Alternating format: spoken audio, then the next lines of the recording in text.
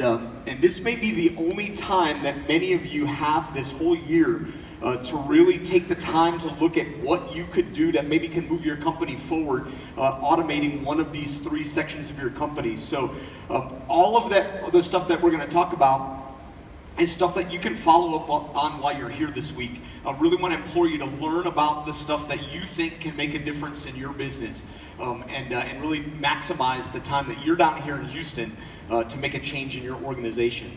So let's dive into the field. What can you do in the field to really stand out from your competition? So first, we really need to know your baseline.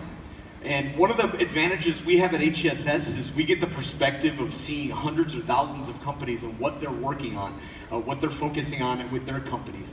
And we see some trends, and one of the trends we see is the focus in the field at the foreman level and what we're actually doing with our foreman in the field. And let me tell you, some of you compete against companies that the foreman basically still does what he did 10 years ago, and that is record what happened yesterday in the field. Maybe even he records at the end of the week what he did throughout the week. It's really, that's at a point where that is setting them behind. So it's a good thing that you can use to really jump ahead of your competition, because most companies we see are at least getting their foreman on entering stuff every day, recording what happened today, and that's really an advantage because it make sure that the data is accurate because it's fresh in their minds when they record it. But the smartest companies out there really taking that field foreman and working with that field foreman to look at having him record what needs to happen tomorrow, not just what happened today. And that makes perfect sense when you think about it, because a foreman who's focused on tomorrow, he's planning for tomorrow, is much, much, much more likely to hit it out of the park than someone who just lets that happen when it comes to him. So let's look at some tools that you can use to do this with your foreman in the field. So this is Heavy Job on the iPad. I fill out my time card for the day, and at the end of the day, I'm going to do the time card analysis. I'm going to look and see how I did for the day. Hopefully this is something everyone's doing. You can notice I lost money on a couple of cost codes today. So what I'm going to do is I'm going to create a production plan for tomorrow. So I'm going to go into the production planner, and I'm going to make a production plan for tomorrow, and I'm going to copy in the time card so I don't have to double enter the people on my crew and the cost codes I work on. And so this is my plan for tomorrow. So let me see what I can do here. I'm going to go in, and maybe if I switch out this excavator and replace it with a larger excavator, I can get back on production. So I'm going to go ahead and put the excavator into the crew and attach it to the operator so that I've got it attached right there in the time card. And I'm going to go out and fill in the hours that I think it'll work on the cost codes for the day. So I'm going to put in 4 hours for each of these 2 cost codes, and maybe I'll just go back and into this first one and adjust the first one as well. So I'm going to make it 6 hours for that. So that's what that excavator will work. Now from a production standpoint, I think I can get 26 feet tomorrow with this plan. So that gets me back on track. I can look at the rest of the cost codes and see what I can do from the rest of the cost codes. But now that I've got a plan, I can send it into the office, communicate back with the project manager back in the office. If that's approved, it can actually go to the dispatcher. The dispatcher can electronically make sure that I send that new excavator out to the job site and have it ready for me tomorrow, so that I only lost money that one day, and I'm back on track for the rest of the week. So it's a great tool to help your foreman really utilize the idea of planning for tomorrow. So something for you to look at while you're here this week. So what else in the field? So we've got these iPads that many of you have put in the hands of the foreman in the field. What else are people doing in the field? So again, if you compete against companies that are primarily using pen and paper for almost everything that the foreman does in the field, it's really at the risk of falling behind. Most people have at least some sort of digital solution in the hands of those foremen, maybe have a mix of paper, but the smartest companies out there are really looking at what can I do on that iPad to maximize the value that I have in that iPad in the hands of my foreman. What else can I have my foreman do? And so there's a variety of things that we've added to the system and that we are currently adding to the system that I want to show you that you could do in the field with that foreman's iPad. The first of which is safety. Almost all of our foremen and in some fashion or another lead safety meetings in the field. We actually added capability for that foreman to do safety in his iPad a few years ago, and really seeing this take a step forward in the industry. What I love about safety from our perspective is there is no one who is more important to your safety culture than that field foreman. You know, the way the crew is led by your foreman will either reinforce the safe behaviors that you want to see out of them, or it'll contradict the safe behaviors. It'll give them the wrong impression of safety. So that field foreman is really important to us to make sure that we arm with data so that we can help him lead his safety effectively with that crew. So what we've done is on his iPad, we've put over 1,000 pre-built safety meetings, over 200 pre-built inspection checklists, over 600 pre-built job hazard analysis forms, in addition to all the stuff that your safety department can add to that iPad, and that really helps him lead effectively in the field when it comes to safety. So let's see how that's done. Again, this is my iPad as a foreman. I'm gonna go ahead and lead a safety meeting for today. So I'm gonna grab this toolbox talk, and let's say we're opening a new section of the roadway, so I can look and see what's an effective thing to talk about. I'm gonna talk about safer work zones. I'm gonna pull my crew in from the time card, really just saving me some double entry there.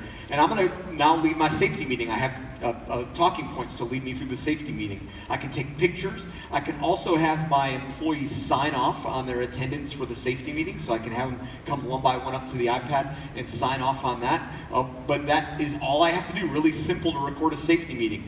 The next thing I wanna show you is inspections. So as a foreman, I have my iPad, I can do a job site inspection. So I can do project level inspections, I can do equipment inspections, I can do facility inspections, but since we're working on a new work zone, I'm gonna grab a work zone checklist, and then what I do, using my iPad, I just walk around the job site, read what I need to read, check off the things that are fine, hit the exclamation point for anything that's an issue, put a note in there, take a picture. Most importantly, I make sure that things get followed up on.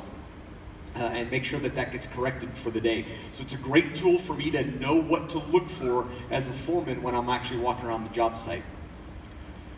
So we've got a new tool that your foreman can use on their iPad as well. It's called Hcss Plans. This is a new thing that we're releasing this year. We're intending it to kill the paper plans that are used out in the field within your foreman's iPads, or within your foreman's in their truck.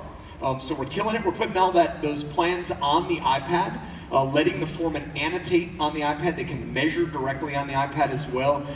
Some really neat things about it, you can instantly share revisions. So if you've got updated plans, you don't have to get the paper plan sheets out to the foreman. That instantly gets shared out to the field.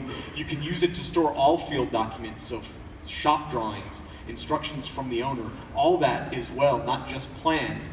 But it's really simple and easy to use. The best thing is you all work on it together. The way it works is one person can come in and calibrate the scale of the plan.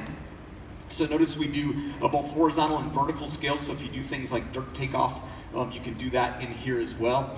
Then the foreman draws polygons, so multi-shaped polygons, real sophisticated shapes that he can draw directly on the plan sheet on his iPad, and that will calculate length and area. It can actually do volumetric calculations in here as well, and you can even set up sophisticated calculations. So this is using that vertical and that horizontal scale, a cut and fill, where you can see I've done numerous cuts, numerous fills. I get the neat cut and fill, the total cut and fill, the total amount of cubic yardage.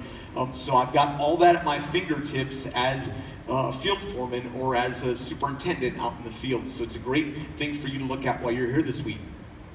Another major initiative we've done over the past few years that we're really excited about is our employee app. So with the employee app, we're trying to get technology in the hands of your employees to make them efficient. So even beyond the foreman and the crew. So your employees can use it to verify their own hours, really eliminating makeup checks in the field because they're checking their own hours before payrolls run. They can enter their own time in here. They can clock in and out either with a smartphone of their own or with a shared device on the job site. And so the way that looks is pretty simple. This is an example of the phone-based application.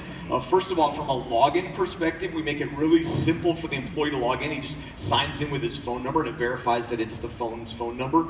And then in the middle screen, you can see a couple things that the application does. When your employee clocks in, it takes this picture just to give some photographic evidence to the fact that this is him clocking in. It uses the GPS on the phone to automatically sign him into a job. And he can tap to return from breaks, to go to breaks and return from breaks. So it's really good if you're in a state like California's that's requiring you to document that you're offering breaks to your employees, and you can end your shift. And then on the right-hand side, that's my hours for the week that I can see. And again, if I've got a problem with those hours, what I really want your employees to be able to do is to correct that before you have to do a makeup check, not after you have to do a makeup check. So this is what the employee app looks like on a phone. You can also run it on the foreman's iPad.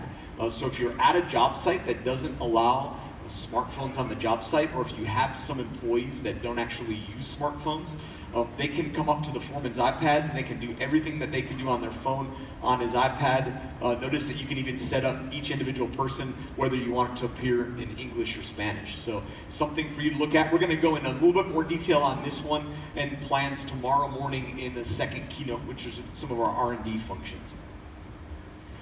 We're also working on an application, releasing it this year for trucking. And so trucking is a big problem, I know, in the industry.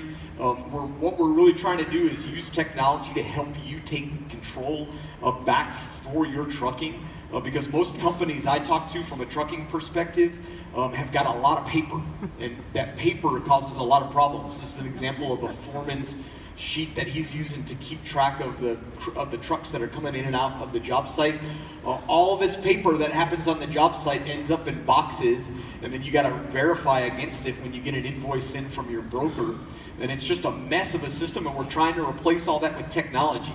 So what we're doing is using a couple pieces of technology. Ultimately, all the tickets are going to an electronic form, and they're being put onto a web-based system, which is that manager app on the top.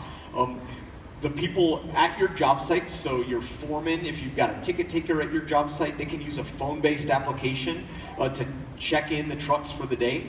And your drivers can optionally use a phone application of their own, so that's the driver's app. Really handy if you've got internal truck drivers that you need to log their hours, and you can show them where to go for their next assignment.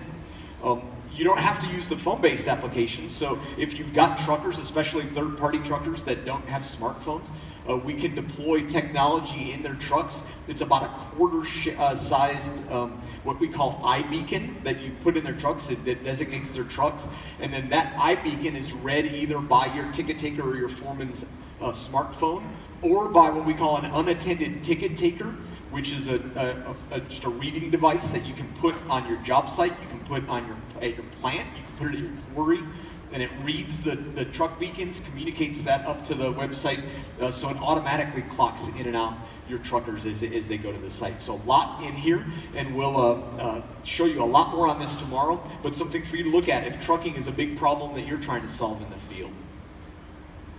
So that's a lot for the field, a lot for you to follow up on. Let's actually turn our attention to the office. What can you do in the office that really can set you apart in the office? So first, let's look at